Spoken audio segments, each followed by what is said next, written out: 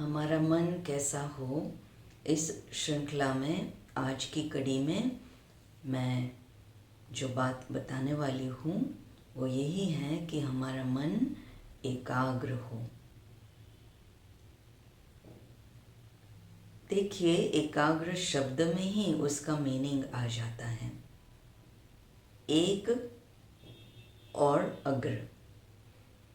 जब आप किसी भी एक बात को अग्रिमता देना शुरू कर देते हैं तो फिर एकाग्रता मुश्किल नहीं होती है।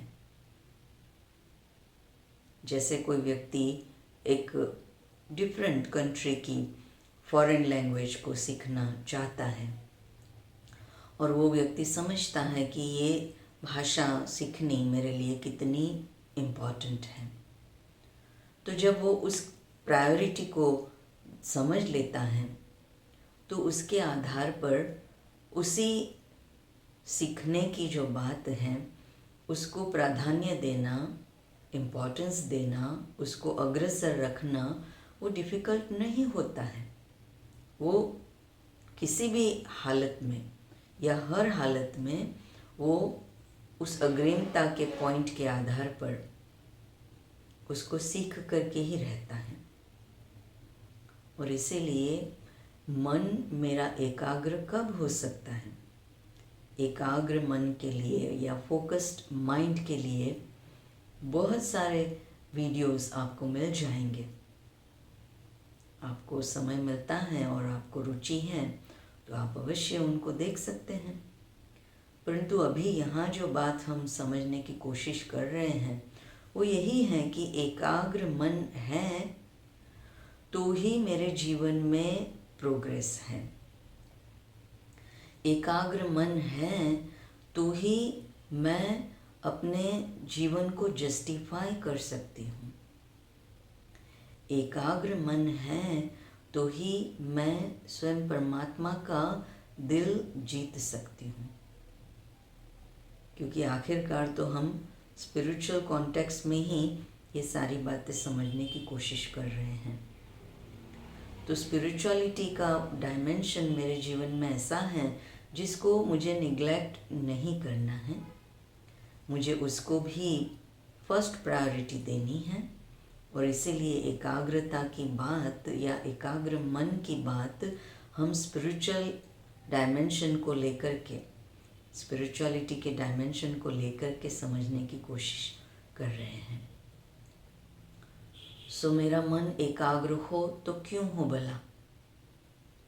मेरा मन एकाग्र हो तो मुझे स्वयं परमात्मा से साधना के आधार पर, मेडिटेशन के आधार पर क्या क्या मिल सकता है? बहुत सारी शक्तियाँ मिल सकती हैं, अलौकिक शक्तियाँ मिल सकती हैं, बहुत सारे वरदान मिल सकते हैं, बहुत सारी अलग अलग प्रकार की प्राप्तियाँ हो सकती हैं, अलौकिक प्राप्तियाँ हो सकती हैं। फिर बहुत सारे जो स्वमान परमात्मा मुझे देते हैं वो स्वमान का मैं प्रैक्टिकल में अनुभव कर सकती हूँ या कर सकता हूँ। बहुत सारी कलाएं भी मुझे प्राप्त हो सकती हैं। देखो, कुछ भी सीखना करना है तो उसकी शक्ति भरने वाला तो ऊपर वाला ही है। और इसीलिए इन्हीं सभी प्राप्तियों को प्राप्त करने के लिए मेरा मन कैसा हो? एकाग्र मन हो। तो एकाग्र होने के लिए बहुत सारी विधि अलग अलग लोग अलग अलग रीति से इख्तियार करते हैं, बताते हैं। आपको जिस विधि में सरलता महसूस होती है या विश्वास संपादित आपने किया हुआ है तो ऐसी विधि ज़रूर अपनाएं, कोई इसमें बाधा नहीं है।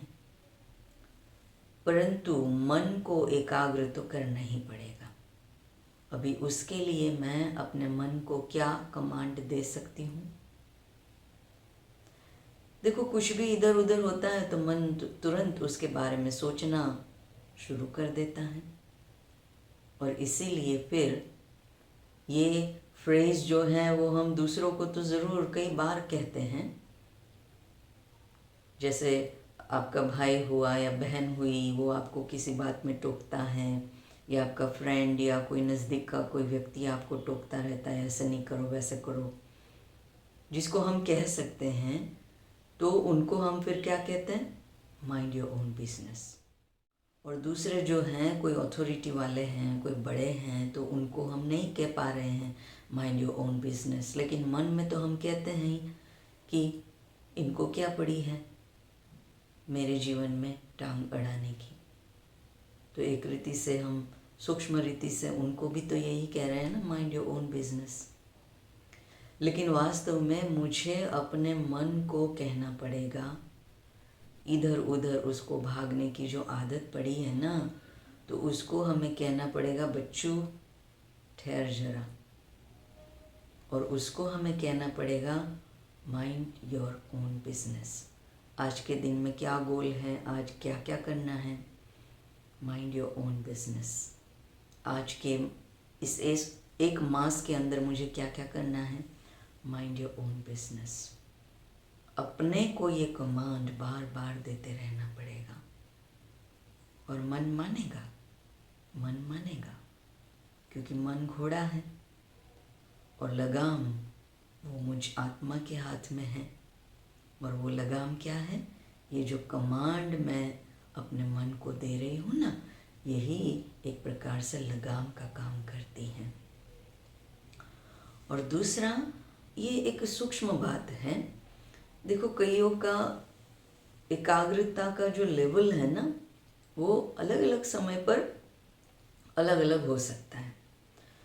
जैसे कोई व्यक्ति है तो उसको 11 बजे कोई प्रोजेक्ट अगर आप दो, तो 11 बजे वो फुल्ली फोकस्ड रहता है। 11 बजे वो उसका एकाग्रता के जो परसेंटेजेस हैं वो ठीक ठाक रहते हैं, और इसीलिए वो उस प्रोजेक्ट को, उस कार्य को जस्टिफाई कर पाता है। लेकिन वही कार्य अगर उसको दिन में 2 बजे या 3 बजे देंगे तो वो नहीं कर पाता है। हो सकता है ऐसा। तो हम हर एक का अपना अपना एक नज़रिया है, या एक कार्य करने की शैली है, एक छटा है, एक रिदम है। तो उस रिदम के आधार पर हमें हर एक को अपने आप के प्रति एक ऑब्जर्वेशन करना पड़ेगा, और देखना पड़ेगा कि सारे दिन भर में मुझे कौन सा समय ऐसा महसूस होता है जिसमें मैं ऑप्टिमम फोकस्ड रह सकती हूँ या रह सकता हूँ। अगर आप जॉब करते हैं या स्टडी करते हैं तो उसमें फिर ये बात लागू नहीं होंगी, लेकिन जहाँ पर्सनल रूटीन के कार्यों की बात आती है, या डेली जो खुद के स्टडी या टाइम टेबल की बात, घर में होमवर्क या इस प्रकार से कोई बात आती है, तो उसमें ये ऑब्जर्वेशन बहुत ही काम में आएगा। और ये देख लेना पड़ेगा कि मेरा ऑप्टिमम फोकस्ड माइंड कौन से समय पर रहता है, और उस वक्त मन से हमें जो कार्य करवाना है वो हमें करवा लेना होता है। तो ये एक अच्छी बात है, आप अप्लाई कर सकते हैं। और फिर दूसरी बात है, एक एनवायरनमेंट तो क्रिएट करना ही पड़ेगा। जैसे एक स्टूडेंट है तो वो ड्राइंग रूम में बैठ करके या मे बी डाइनिंग रूम में बैठ करके पढ़ाई पढ़ने की कोशिश करेगा, तो डेफिनेटली उसका कंसंट्रेशन नहीं रहेगा। लेकिन उसने घर शायद बड़ा ना हो, कोई ऐसी सुविधा ना भी हो, लेकिन एक छोटा सा कॉर्नर ऐसा बनाया हुआ हो, वहाँ स्टडी का एक माहौल बना हुआ हो, छोटा सा एक कॉर्नर बनाया हुआ हो जहाँ पर उसको पढ़ने में आनंद आए, फोकस्ड हो सके। मेडिटेशन, उसके लिए भी कोई कहे कि हम तो बस वहीं ड्राइंग रूम में बैठ करके मेडिटेशन करते हैं, लेकिन आप देखिए कि वहाँ के वाइब्रेशंस कैसे हैं। टेलीविज़न तो मोस्टली सबके घर में रहता है, तो उसके ही वाइब्रेशंस बने हुए रहते हैं, और ड्राइंग रूम में लोगों का आना जाना, जाने अनजाने गेस्ट, ये वो सब लगा रहता है। तो वहाँ के वायुमंडल का डेफिनेटली प्रभाव पड़ता है। और इसीलिए मेडिटेशन भी आप रेगुलरली अच्छी रीति से फोकस्ड होकर के करना चाहते हैं तो उसके लिए भी एक अलग सा छोटा सा कॉर्नर घर के अंदर अवश्य बनाएं। तो एक एनवायरनमेंट तो क्रिएट करना ही पड़ेगा और उसके आधार पर हमारा मन हमें अवश्य सहयोग देगा। तो इस रीति से हमने 3 बातें समझी कि पहला तो मेरे माइंड को मुझे ये कमांड देना है कि माइंड योर ओन बिजनेस। दुनिया के बारे में, फलाने के बारे में, इसके उसके बारे में सोचने की ज़्यादा ज़रूरत नहीं है। हाँ, उनसे कुछ मोटिवेशन लेना है या फिर उनसे कुछ सीखना है तो वो बात अलग हो जाती है, परंतु फिर भी मुझे क्या प्राप्त करना है उसको प्रायोरिटी देनी है। फिर मुझे अपना बिजनेस माइंड करना है और फिर तीसरा मेरा ऑप्टिमम कंसंट्रेशन का लेवल सारे दिन भर में कब रहता है, कैसा रहता है, वो थोड़ा ऑब्जर्वेशन करके उसका भी बेनिफिट लेना है।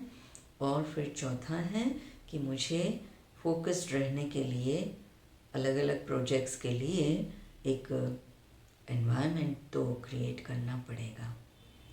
तो इस रीति से फिर मैं अपने मन को एकाग्र ज़रूर कर पाऊँगी। तो आशा है ये आपको पॉइंट्स पसंद आए होंगे और मैं यही आशा करती हूँ कि एकाग्रता के द्वारा मन को हम कैसे ट्रेन कर सकते हैं और कितनी सारी प्राप्तियाँ कर सकते हैं। तो सारी प्राप्तियों का आप आनंद अवश्य उठाते रहें और एकाग्र मन का आनंद आप हमेशा लेते रहें। और हम फिर से मिलेंगे कुछ नई बातों के साथ। तब तक आप अपना ध्यान रखिएगा और आपके समय के लिए, आपकी एकाग्रता के लिए आपका धन्यवाद।